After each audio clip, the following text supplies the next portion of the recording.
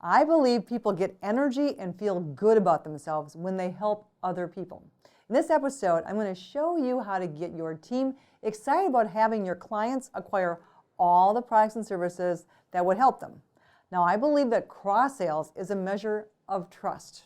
If they trust you and see extreme value, they bring everything to you immediately and continue to add more as they need it. It's not sales, it's a measure of great service.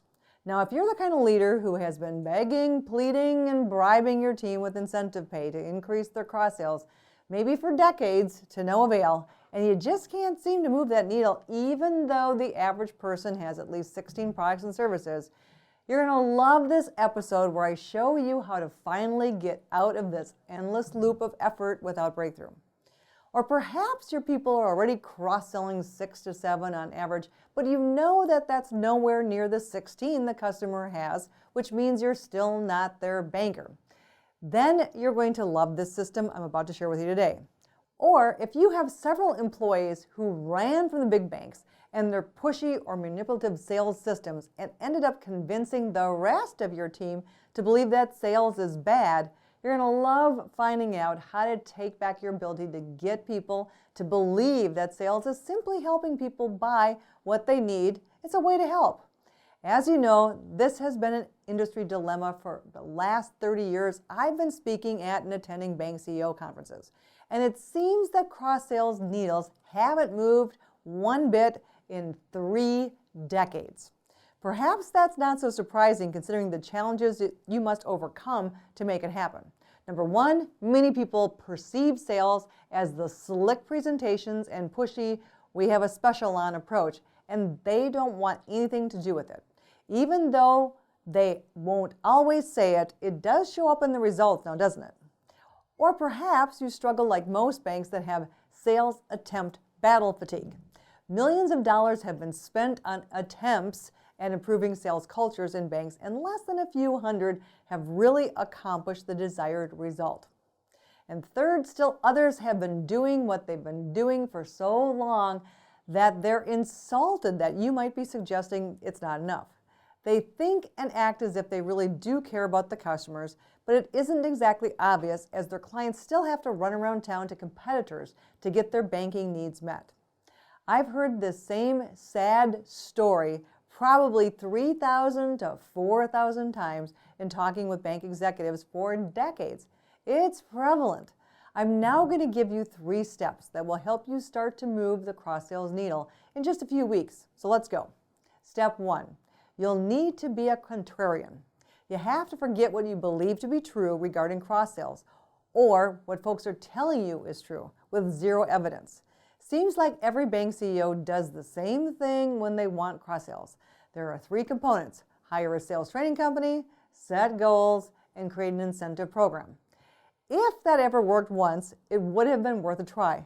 But I have yet to have anyone tell me in all these years that it had much impact at all in the short term, and I have seen zero evidence that it has ever worked long term. Before you sign that contract with the sales trainer, ask them to show you what percentage of their clients last year doubled their cross-sales and new accounts within 4 to 5 months. In God we trust, for all others, show me the data, right? If it's not over 70 to 90%, know that you risk losing good employees and customers. Once the inevitable failure happens, you also risk losing your credibility to fix the problem going forward, which you of course need to do. Step 2. In contrast to what sales training firms tell you to do, which sells their program but doesn't deliver the results that you need, you are best served by starting your sales culture transformation with something outside of sales. With one of the largest databases on bank mystery shopping, BankShop shows that the average shop in America is a 3.5 out of 10. In fact, we mystery shop every bank that attends our events prior to them attending.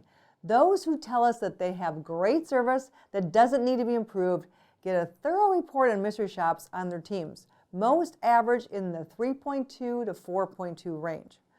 Almost without exception, the banks that say that we have great people and we have great service score in that range.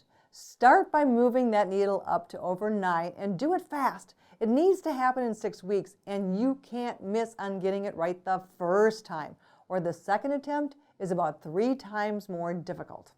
When and only when your people are feeling extremely confident that they are being of extreme service to customers will they be open and ready for sales, because now they realize that sales is really just the next level of taking care of people.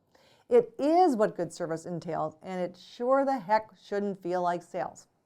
After we do our proprietary kick-butt kickoff process, we show bank executives the few things they need to do. In 30 years, we haven't had one bank that hasn't doubled their mystery shopping scores, and over 90% of them have tripled them. In fact, all of them moved to well above 9.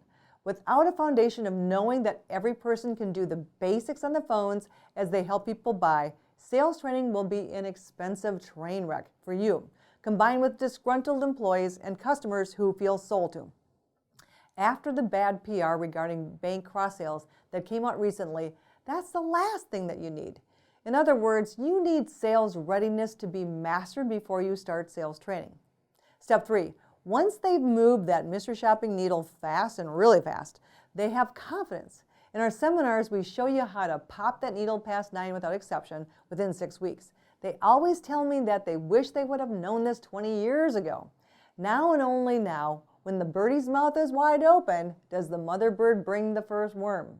By getting extraordinary results by being open to helping people buy, as demonstrated by a good mystery shopping process, one that shows that they care about the customer, you can now embark on the sales process. One with the right type of blended learning and progressive stage-appropriate accountability, visibility, follow-up, and motivational components weaved in at all the right times. Again, the 3 steps are: 1, do a lobotomy for your entire executive team on everything that they have heard and believe to be true about the sales training, incentive pay, and goals plan. That has never worked. Number 2, move the client experience needle fast, really fast, so that clients are amazed at the experience and your people are loving the experience of what real service looks like. And 3, then you can start the transformative and interweave blended learning along with increasing accountability processes. Make sure you tune into the next episode as we continue the CrossSales conversation. I'll go in depth on the biggest mistake made by most bankers that makes it impossible to have CrossSales, not knowing how to break preoccupation with rate.